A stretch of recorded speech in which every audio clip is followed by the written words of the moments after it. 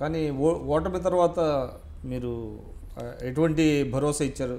అంటే నిజంగా అసలు కేసీఆర్ గారికి నేను ఎంత థ్యాంక్స్ చెప్పుకున్నా, జనరల్గా పార్టీలో ఓడిపోయిన తర్వాత ఓడిపోయిన వాళ్ళ పట్ల పార్టీ సరైనటువంటి కన్సర్న్ ఉండదు. నేను చాలా పార్టీలలో చాలామంది చూసిన కొన్ని రకాలుగా వాళ్ళ టాలెంట్ని బట్టి ఉంటుంది. కానీ ముఖ్యమంత్రి గారు ఓడిపోయిన తర్వాత వారే నన్ను వెన్నుతట్టి నువ్వు మళ్ళీ పార్టీలో యాక్టివ్గా ఉండాలి, ఓటమి అనేది తాత్కాలికం, నేను కూడా ఓడిపోయినా ఒకప్పుడు, ఓడిపోయిన తర్వాత మనకు ఓటమి అనేది గెలుపుకుని ఆంది అవుతుంది కాబట్టి మీరు పార్టీలో పనిచేయాలని చెప్పి సీరియస్గా వెంటనే అప్పుడు ప్లీనరీ కూడా వచ్చింది 2015 ప్లీనరీలో.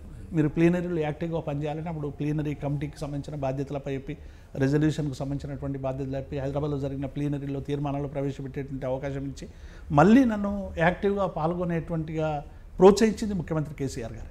అయినప్పటికీ కూడా ముఖ్యంగా మా తెలంగాణ ఎన్జిఓ సంఘానికి కూడా నేను థ్యాంక్స్ చెప్పుకోవాలి.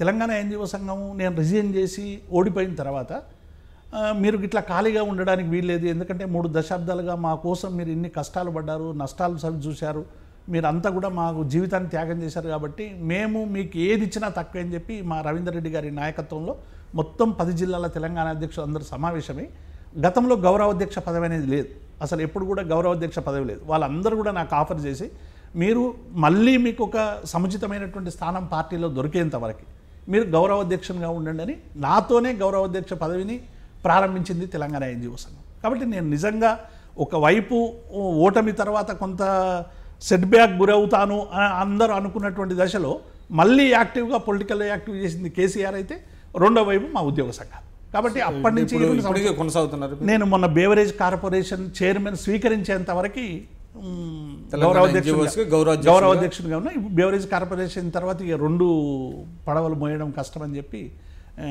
దానికి అంటే నేను సమస్యలకి ఇప్పటికీ తెలంగాణ ఎన్జిఓ సంఘం పూర్తికాలం సార్ ముఖ్యమంత్రి గారు బేవరేజ్ కార్పొరేషన్ ఇచ్చిన సందర్భంలో కూడా నాకు అదే చెప్పారు, నువ్వు బేవరేజ్ కార్పొరేషన్ తీసుకున్నా నీ ప్రధానమైనటువంటి చూపంతా కూడా ఉద్యోగుల మీద ఉంటుంది, ఎందుకంటే 3 దశాబ్దాలుగా పనిచేశావు, ఏ సమస్యలైనా ఉద్యోగులు నీ దగ్గరకు తెస్తే నా చెవిలో వేస్తావనేటువంటి నమ్మకం ఇలా మొత్తం తెలంగాణలో ఉన్నటువంటి ఉద్యోగులు ఉంది. కాబట్టి డెఫినెట్గా ఈ కార్పొరేషన్ పదవితో పాటు ఉద్యోగులకు సంబంధించిన సమస్యలు ఏవి వచ్చినా కూడా నువ్వు ఆ సమస్యల్ని ప్రభుత్వం దగ్గరికి తీసుకురావడం, పరిష్కరించడం అనేటువంటి బాధ్యత కూడా మీరు అట్లాగే కంటిన్యూ చేయండి అని చెప్పి కూడా ముఖ్యమంత్రి గారు చెప్పారు. అదే బాధ్యత ఇప్పటికి కూడా ఉద్యోగులకు ఏ సమస్యలు వచ్చినా వాళ్ళు మాతో రెగ్యులర్గా సంప్రదిస్తుంటారు. ఆ సమస్యలన్నీ కూడా గౌరవ ముఖ్యమంత్రి గారికి, వివిధ అధికారుల దగ్గరికి, ప్రభుత్వం దగ్గరికి, ఇలా కేంద్ర ప్రభుత్వంతో ఉన్నటువంటి సిపిఎస్ విధానం మీద కూడా సిపిఎస్కు వ్యతిరేకంగా జరిగినటువంటి స్ట్రగుల్స్ విషయంలో కూడా